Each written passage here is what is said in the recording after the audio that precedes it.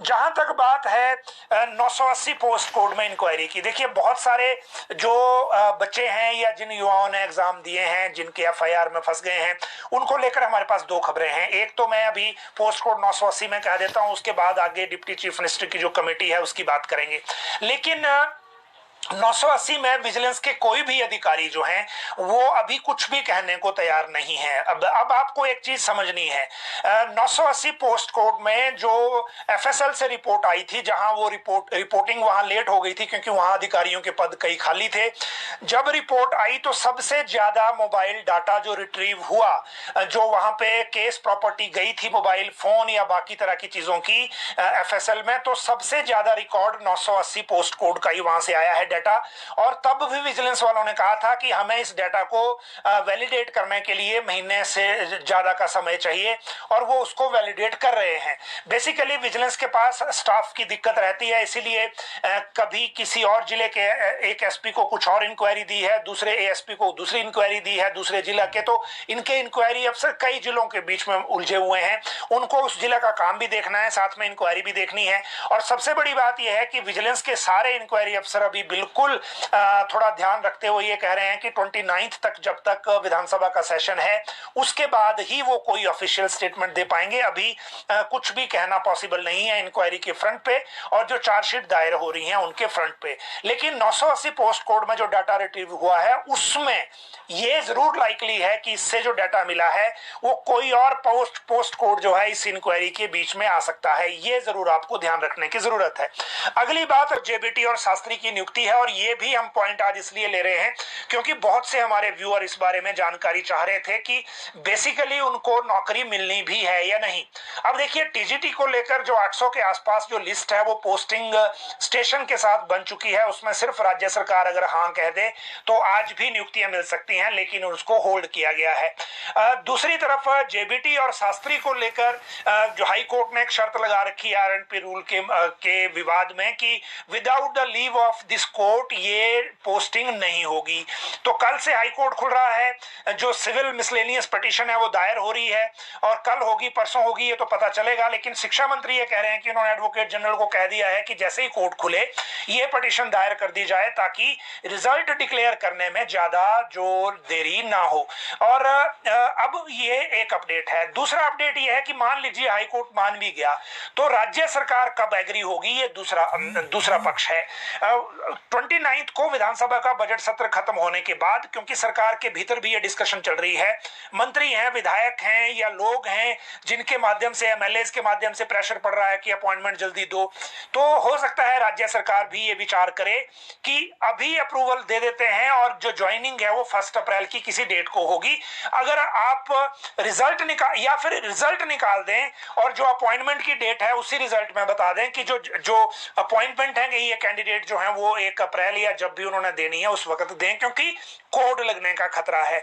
अब बीच में कौन सा रास्ता निकलता है उसको लेकर तभी चीजें पता चलेंगी जब इस बारे में कोई डिसीजन हो जाएगा। लेकिन हम आपको ये जरूर अश्योर कर रहे हैं कि मुख्यमंत्री कार्यालय और जो शिक्षा मंत्री हैं या जो बाकी विधायक हैं उनके बीच में डिस्कशन जरूर है, और इस डिस्कशन में कोई ना कोई रिजल्ट जरूर निकलेगा।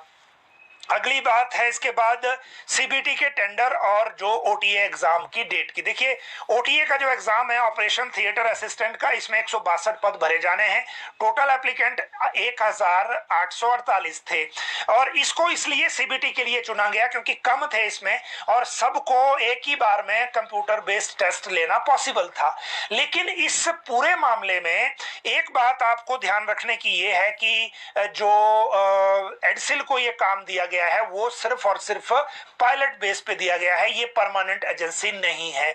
दूसरी बात ये कि इसमें से बड़े सारे जो आवेदन है वो रिजेक्ट हो गए हैं, वो वेबसाइट पे है राज्य चयन आयोग की, और उसमें 4 मार्च तक जो है उसमें ऑब्जेक्शंस जो अगर आप किसी के पास हैं तो वो दे सकते हैं। और इसी ऑब्जेक्शन के कारण जो है चीजें आपके सामने ये आ जाएंगी कि कितने फिर बचेंगे टेस्ट देने के लिए। तो एक तो ओटीए हो गया, ये 30 मार्च को एग्जाम होगा।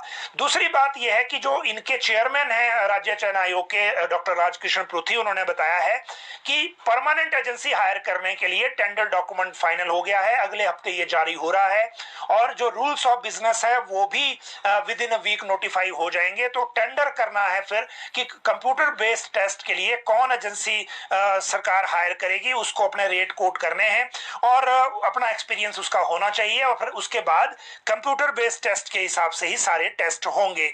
तो ये बात करें तो वो है पेंडिंग रिजल्ट की सब कमेटी मीटिंग, जिसके बारे में बहुत सारे जो युवा साथी हैं जिनके मामले एफआईआर में फंसे हैं उनको इंतजार है। देखिए, मुकेश अग्निहोत्री जी के साथ एक दुर्घटना हो गई, उनकी धर्मपत्नी का निधन हो गया। उससे पहले उनको उसी दिन कैबिनेट सब कमेटी दी गई थी जिस दिन ये इंसिडेंट भी हुआ, कैबिनेट की मीटिंग भी हुई। लेकिन अब आप देखिए इसमें बड़ी बात क्या है कि अब उलझ इसलिए गए थे कि 3 कैबिनेट सब कमेटियां बनी। 2 जो कैबिनेट सब कमेटियां हैं वो एक है जो एक्स्ट्रा लैंड दी गई है इंडस्ट्री को, टूरिज्म में उसका इस्तेमाल हो रहा है कि नहीं, वो राजस्व मंत्री की अध्यक्षता में उसको 3 महीने का वक्त दिया गया। दूसरी बनाई गई पंचायती राज मंत्री अनिरुद्ध सिंह की अध्यक्षता में, जिसमें सरकारी बिल्डिंगें जो खाली पड़ी हैं उनका इस्तेमाल कैसे करना है, उसको भी 3 महीने का टाइम दिया गया। तीसरी जीएडी से नोटिफाई हुई मुकेश अग्निहोत्री की अध्यक्षता में, जिसमें 4 कैबिनेट मंत्री हैं, विक्रमादित्य सिंह भी उसमें हैं, और उस नोटिफिकेशन में कोई टाइमलाइन नहीं है, 3 महीने भी नहीं है। मुकेश अग्निहोत्री ने कहा था कि जब ये कमेटी बनी थी कि मैं 15 दिन में इसको निपटाने की कोशिश करूंगा पूरे मामले को, लेकिन जब नोटिफिकेशन आई तो उसमें 3 महीने नहीं है। इसका मतलब कि उसको 3 महीने नहीं दिए थे, उसको जल्दी काम करने को सरकार ने कहा था। लेकिन बीच में उनकी धर्मपत्नी का निधन हो गया। कल श्रद्धांजलि सभा हुई है, आप सब लोगों ने देखी है ऑनलाइन भी, और क्या माहौल है, क्या स्थिति है, आप सब देख सकते हैं। इस सब के बावजूद मुकेश अग्निहोत्री ने कहा है कि वो 27 को वोटिंग के लिए शिमला आ रहे हैं। 26 को कल जो डिनर है एमएलएज का उसमें वो शामिल नहीं होंगे। 27 को वो वोटिंग के लिए शिमला आएंगे और 27 से 29 के बीच में 3 दिन विधानसभा का सत्र जो है वो अटेंड करने की कोशिश करेंगे।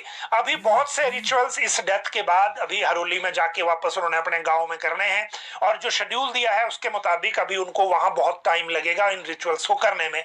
लेकिन जो बीच में आ रहे हैं वोट के लिए, उसके इसी दौरान 27 से 29 के दौरान उन्होंने कहा है कि वो कैबिनेट सब कमेटी की मीटिंग करना चाहते हैं, ताकि एटलीस्ट जो लीगल चीजें इसमें डॉक्यूमेंट या जो लीगल चीजें ली जानी है लीगल डिपार्टमेंट से, कार्मिक विभाग से, लॉ से जो डिस्कशन होनी है या जांच एजेंसी विजिलेंस से, वो ये मीटिंग करके एटलीस्ट ये फ्रेमवर्क एक बना लें कि ताकि वो रिप्लाई दे सकें, और रिप्लाई देने के बाद वो इस सारे कार्यक्रम उसको फिर आगे बढ़ाने में उनको जो ज्यादा टाइम ना लगे।